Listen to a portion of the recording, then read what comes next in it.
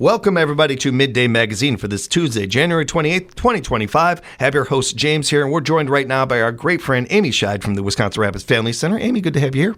Thank you for having me, James. Good to see you. Appreciate the time, as always. Always like to mention to the our listeners out there, for those that don't know, I am a board member of our Wisconsin Rapids Family Center, and I say that proudly. And I bring that up not only for journalistic integrity, of course, but to encourage more and more of you out there to be a board member. I am also a secretary over at the Family Center, and I cannot tell you how easy they make these things. They go out of their way to help me and meet me halfway, if not coming here to have me sign papers and things like that. It is one of the most rewarding things I've ever done in my life, and I am incredibly thankful to the Family Center for giving me that opportunity. I encourage others out there, whether it's with the Family Center or any of our other great local nonprofits out here, they're always looking for good board members, and it is not a huge time commitment, but what it does for the soul, there is no words. I can encourage you to do that, everybody. Amy is the Administrative Development and Volunteer Coordinator over there. That is a big job, Amy. That is a big one. And we appreciate the work that you do over there with that. I bring that up in part, just I want to note it because I think it's a great title and you deserve it. But also, we want to start off talking about volunteers and how important that is to our community. I think volunteering has a big depth to it. And I brought up the board membership and everything in part because of that, because that is a form of volunteering and being a part of that program. It can be very beneficial to the Family Center or, again, any other nonprofit out there. But then there is the, I like to say above and beyond. It's something that the Family Center does in droves. It's something that a lot of our community does quite a bit. And when it comes to what we're going to talk about today in volunteering and donating and some of those things, they go hand in hand. But we also, you and I know better than most, I think, that not everybody has dollars and cents to donate. And while they want to, they would love to be able to, not everybody can. But most of us have an hour or two. Most of us have a little bit of free time, a little bit of ability to be able to put back into our community. And that's where volunteering really comes into play. I would agree with you, James, and just add 2 points to that. First of all, a thank you to you for your years of service to the Wisconsin Rapids Family Center Board. We appreciate it so much. I often hear people say things to me like, oh, I don't know what I'd have to give, or I don't know what skills I would have to serve.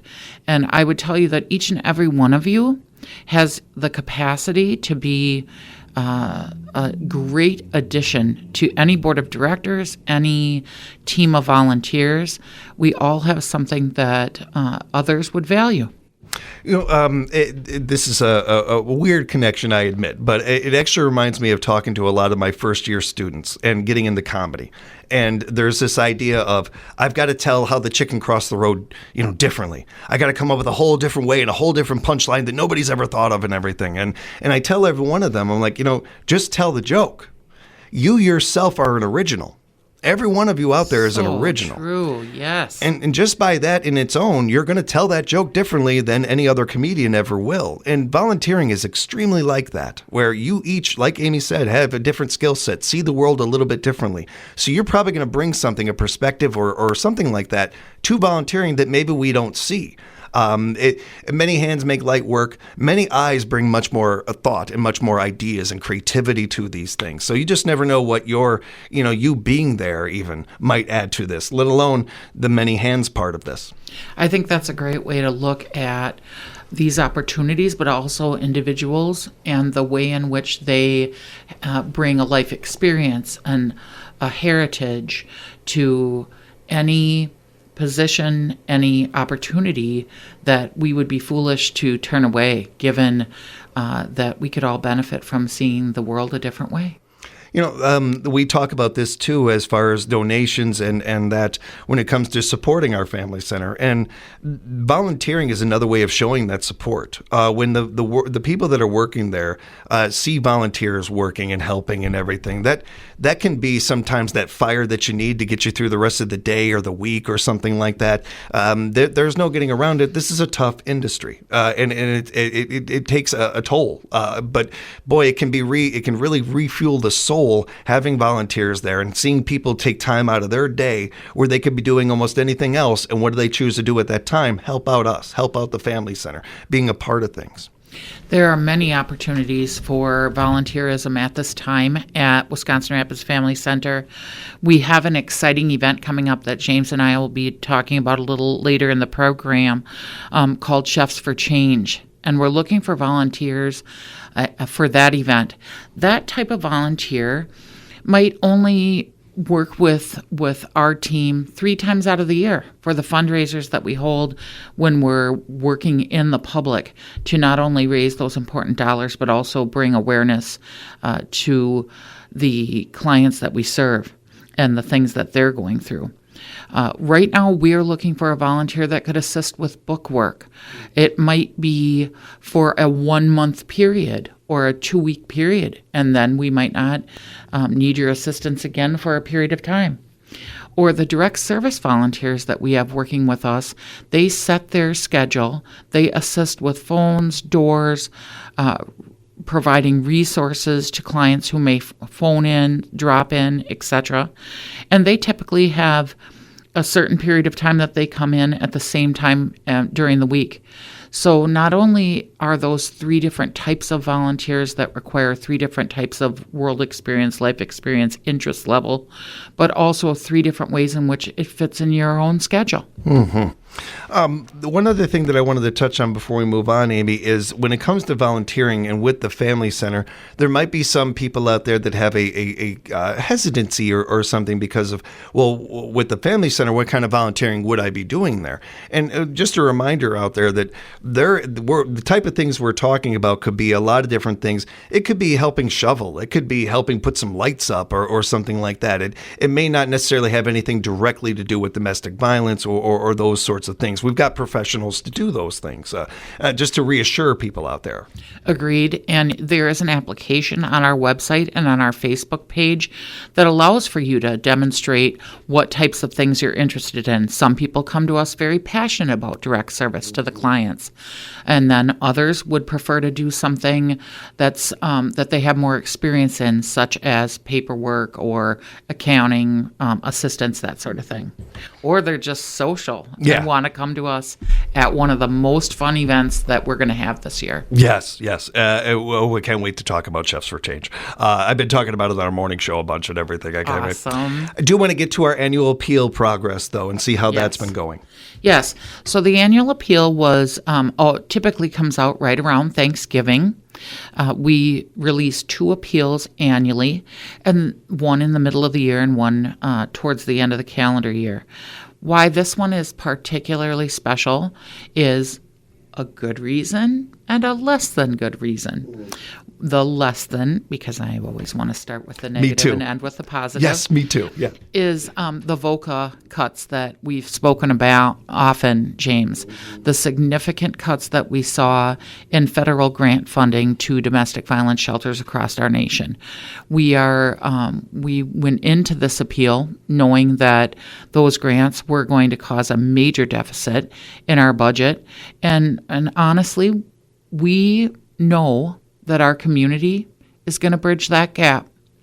We believe in our community understanding the importance of taking those most in need in our community, providing them with services to strengthen them, and to have them move on from our facility as survivors, not as victims, as survivors.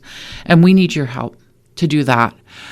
There's a great many things that aren't funded by federal grants, such as, and this one is forever a head scratcher for me and James, but prevention. We'll be in a perpetual state if we don't look at ways to provide prevention. And VOCA cuts are not. Those are not things that are funded. So the annual appeal is a great way for you to help with that. So that's the negative.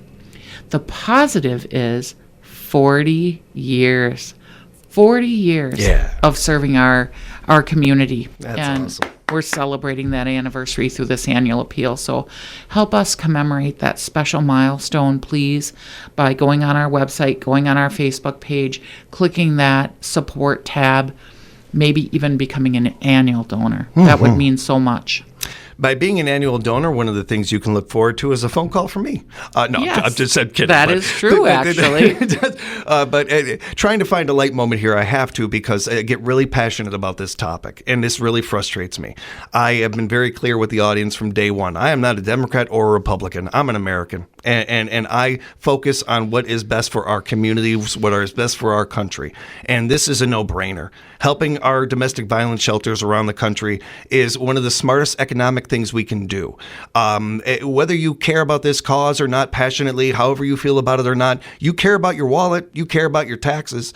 And look at the communities that do not have a family center. Look at the communities that do not approach this topic. Their taxes, the job quality, all these things are affected by this. This is one of those topics that bleeds into everything. The more we help the family centers in our areas, the better our communities are. This is something that's not going away. This is something where the numbers we're not seeing dive down or anything like that. If anything, after the pandemic, we saw a rise in these things. And I will mention, and I brought up the political parties for a reason, because these cuts happened with the previous administration. And I am just being completely honest with everybody. I don't have a lot of confidence in the current administration is going to change that. If anything, we might see worse happen. This is the time. This is the time right now. In the 40 years of the Wisconsin Rapids Family Center, it has never been more vital for you to donate, for you to put time into it, for energy into our family center. This is for the betterment of our community. This is for the betterment of our kids. This is for our future. That's what is at stake here. It's incredibly important that if you are able to add to this cause, you want to be on the right side of history on this one. You do. And this is something that matters, and it affects every single one of us. If you're there listening and you're like, this doesn't affect me, it doesn't happen to me, I promise you, and I don't say that word unless I can back it up. Statistically, we know this. Your neighbor, a neighbor's neighbor, somebody in your community, somebody you work with, somebody you go to church with, they're going through this. The stats speak for themselves, and you can help those people. There are few things in this life to me that are greater than strangers helping strangers. And our community does that better than most. So let's show the world, let's show everybody how good we are at this by adding to this annual appeal. And as Amy so well said, bridging that gap. It's an easy Google, James. You know, we're very used to having now in our current world the ability to back up any question we have with statistics, with information.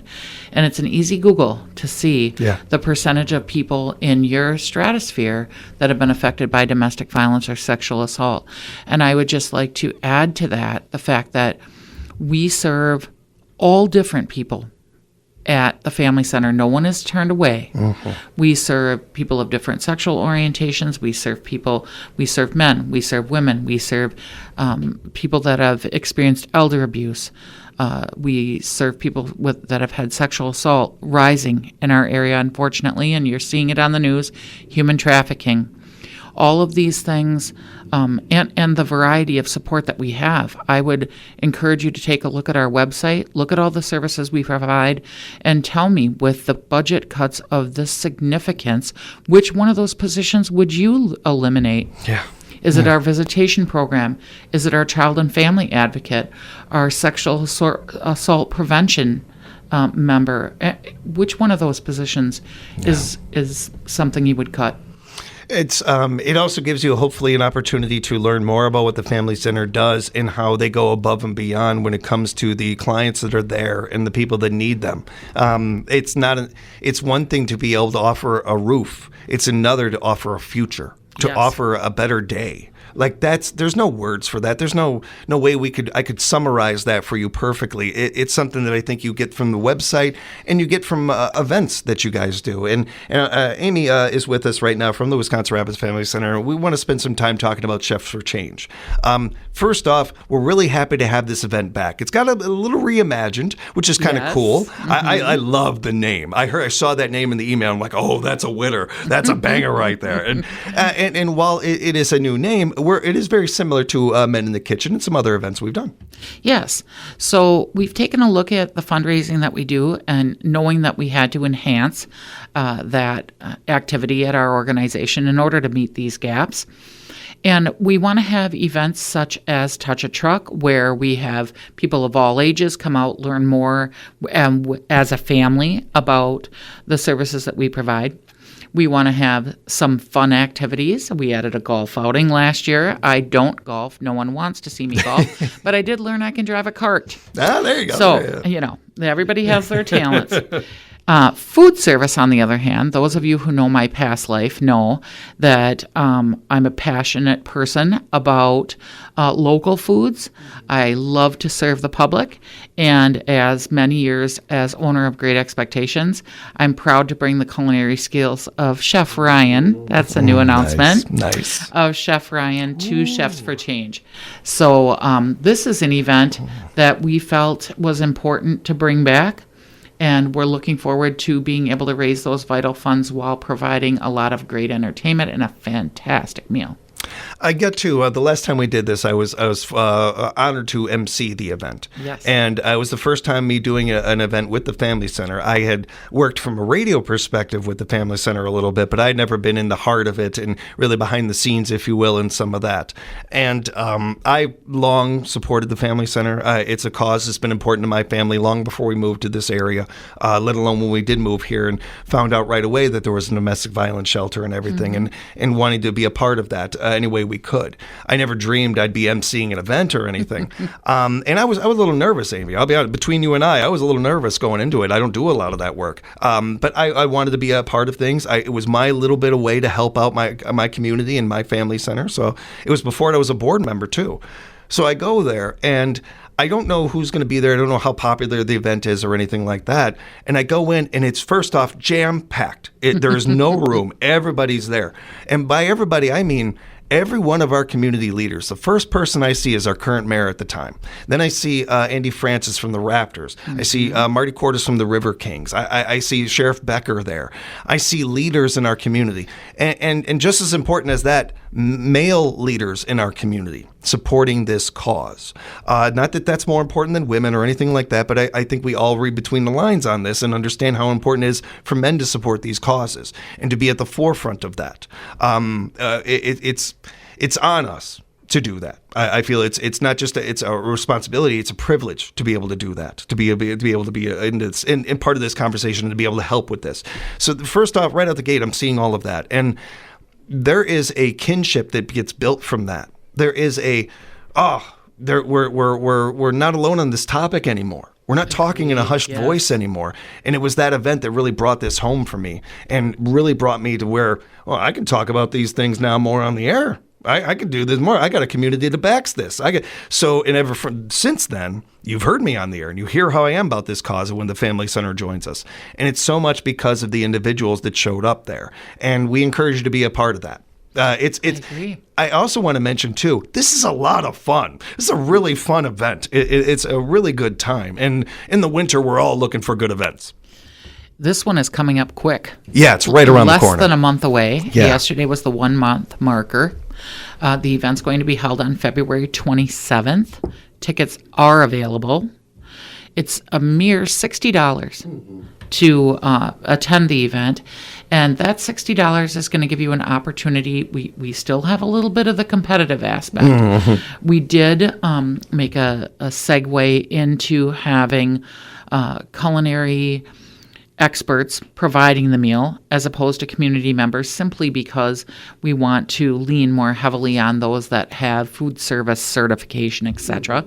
Give all of you guys who helped us create those amazing meals back in the day an opportunity to just order a ticket and be served yourselves. Mm-hmm. So I challenge those of you who've cooked in the past to buy your ticket and come and enjoy someone else serving you.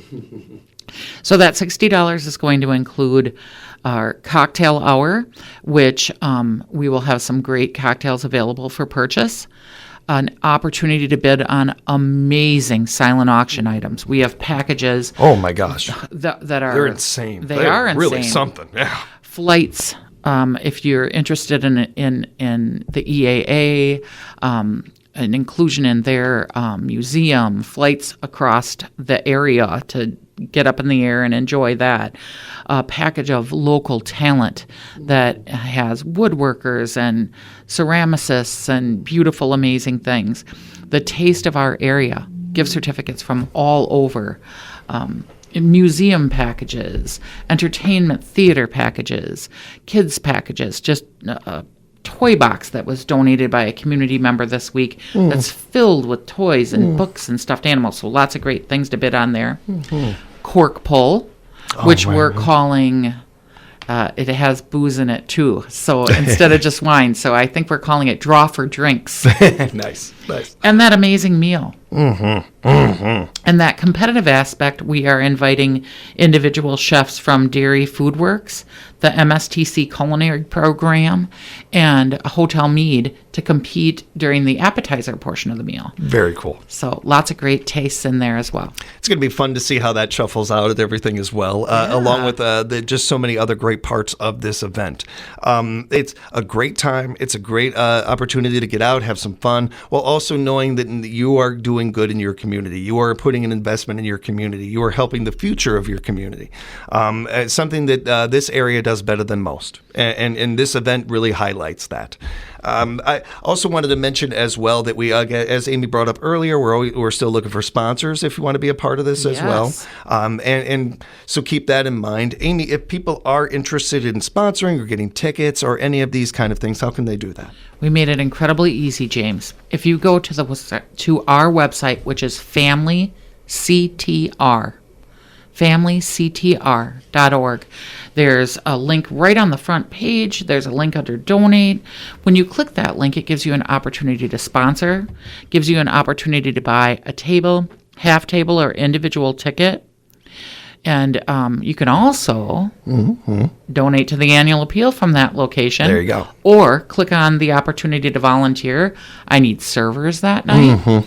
I'm short a bartender, James. Oh, really? Okay. Oh, I we'll might talk. like to see you doing that back there. Yeah, I can do that. Mystique is going to be joining us behind the bar, so great. You guys will be that's quite gonna the be pair. a good time. That's gonna be fun.